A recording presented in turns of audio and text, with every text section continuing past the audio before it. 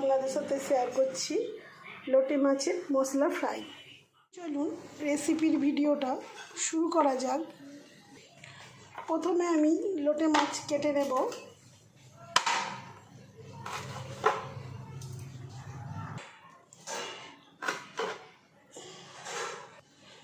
লোটে মাছের লেজ পাখনা মাথা কেটে বাদ দিয়ে দিয়েছি।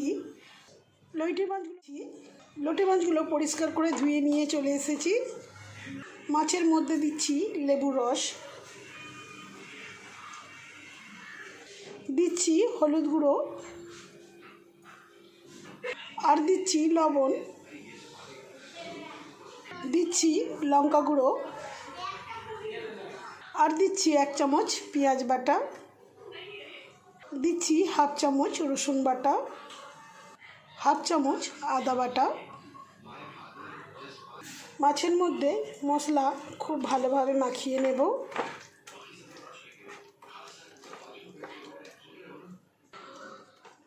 মশলা মাখিয়ে 5 মিনিটের জন্য রেস্টে রেখে দেবছি। ফ্রাই প্যানের মধ্যে পরিমাণ মতন সরষের তেল দিয়ে দিচ্ছি। তেলটা খুব ভালো করে গরম হয়ে গেছে।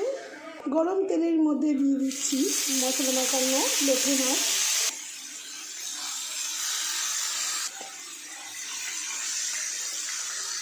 সবগুলো মাছ ফ্রাই প্যানের মধ্যে দিয়ে দিয়েছি।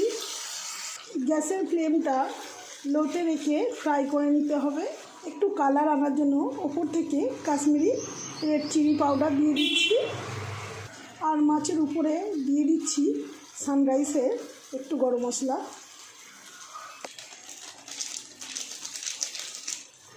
লোটে মাছটা 1 পিঠ ফ্রাই হয়ে গেছে, সাবধানে উল্টে দিতে হবে।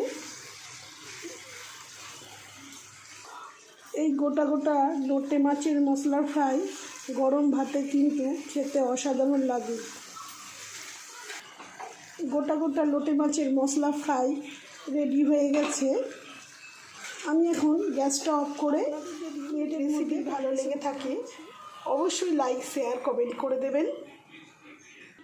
আপনারা ভালো থাকবেন, সুস্থ থাকবেন। ধন্যবাদ।